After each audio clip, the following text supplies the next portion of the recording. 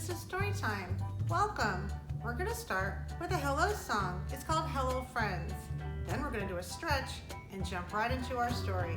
Let's start with our song. The signs you'll need to know for this song are hello, which is like a salute. Friends is like our fingers holding hands.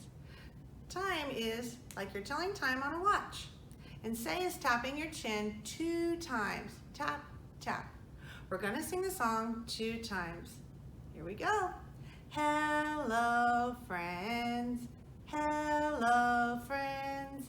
Hello, friends. It's time to say hello. How did you do? Let's try it one more time. All together. And I want to hear you singing really loud. Here we go. Hello, friends. Hello, friends. Hello, friends. It's time to say hello. Hello, friends. Now it's time to stretch. We're going to be stretching our hands, our shoulders, and our neck. We're going to be using our fingers to count. So let's stretch our hands first. You ready? Let's do open, shut them a couple of times. Open and shut them. Feel your hands really stretching all those finger muscles. Good job. Now let's roll our wrists. Can you do that? How about the other way? Ooh, that's tricky, right? Now let's take our fingers and put them together, turn them inside out and stretch out. Perfect. Go up to the ceiling. That feels good. Now reach, reach, reach, and then reach this way and reach that way and reach one more time to the ceiling. Good job. Now we're going to stretch our shoulders. We're going to shrug them. Do you know how to shrug? Go like this. We're going to shrug backwards and we're going to shrug forwards. Perfect. So we're going to count now. And we're going to count to 10. The character in our story is a centipede. Do you know how many feet a centipede has? He has a lot. And he wants to buy a lot of shoes for his feet. He wants to buy 100 shoes.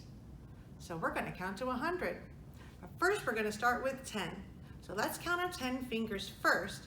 And I'll show you a fast way to skip count to 100. Here we go. 1, 2, 3, 4, 5, 6, 7, 8, 9, and 10. So now we have 10 fingers. We're going to count to 100 by 10s. So we're going to skip count by 10s. You'll get the hang of it. Are you ready? Do it with me. 10, 20, 30, 40, 50, 60, 70, 80, 90, 100. We counted all the way to 100. Our story today is titled Centipede's 100 Shoes. It's written and illustrated by Tony Ross, and we're reading it with permission from Macmillan Publishing. So this is the centipede who's the main character of our story. Look at all of his legs. And he has a lot of shoes, doesn't he? Have you ever seen a real centipede? Let's learn more about centipedes and then jump right into our story. Centipedes have a flat brownish body divided into segments. They have 1 pair of legs on each segment. Centipedes are shy creatures and they like to hide. If they feel a sense of danger, they can bite. Centipedes like to live in dark places, under leaf litter, logs, and stones. Centipede's 100 Shoes, written and illustrated by Tony Ross. Ow! The little centipede was not looking where he was going, and he hurt his toe. But which one? Not this one, or this one. Mom will know. I'll kiss it better, said Mom, Is it this one? Or this one? Or this one? Or this one? Or this one? At last, Mom found the hurt toe and kissed it better. Tomorrow, you must get some shoes, she said. Early the next morning, the little centipede's mom took him to the shoe store.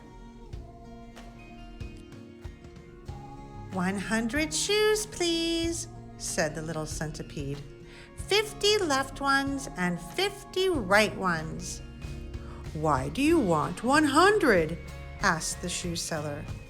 Because I'm a centipede, which means 100 feet, said the little centipede. Do you want lace-ups or buckles? Asked the shoe seller. Lace-ups, please, said the little centipede. Lace-ups are more grown up. So the little centipede tried on shoes until he found ones that he liked, and the shoe salesman wrapped them up. The next day, the little centipede put on his shoes. It took a long time. Then he had to tie up all the laces, and when at last he had finished, he had 58 shoes left over. That's because most centipedes have only 42 legs, said his granddad. And then it was bedtime, and time to start taking the shoes off again. The next morning, the little centipede put on his shoes again. This time he was quicker, and he was better at tying the laces. So after lunch, he went for a walk. Oh, Mom, he cried, my new shoes hurt. That's because you have no socks on, said his mother. And the little centipede started to take off his shoes again. And his aunties all began to knit socks. The next morning, the little centipede put on all his socks. He had his lunch, then started to put on his shoes. Right after supper, he went for a walk. My feet feel fine now, Mom, he said. Time for bed, said his mother. So the little centipede took off his shoes and tumbled into bed. You can't go to sleep in your socks, said his mother. So he took off his socks as well. The next morning, the little centipede looked at all the shoes and socks. Oh, I don't think I'll bother, he sighed. So he put his 100 shoes and his 42 socks into his little wheelbarrow and gave them all to friends with fewer legs. He gave shoes to 5 spiders, 4 beetles, 2 woodlice, and a grasshopper, with socks for the 5 spiders, and with enough shoes and socks left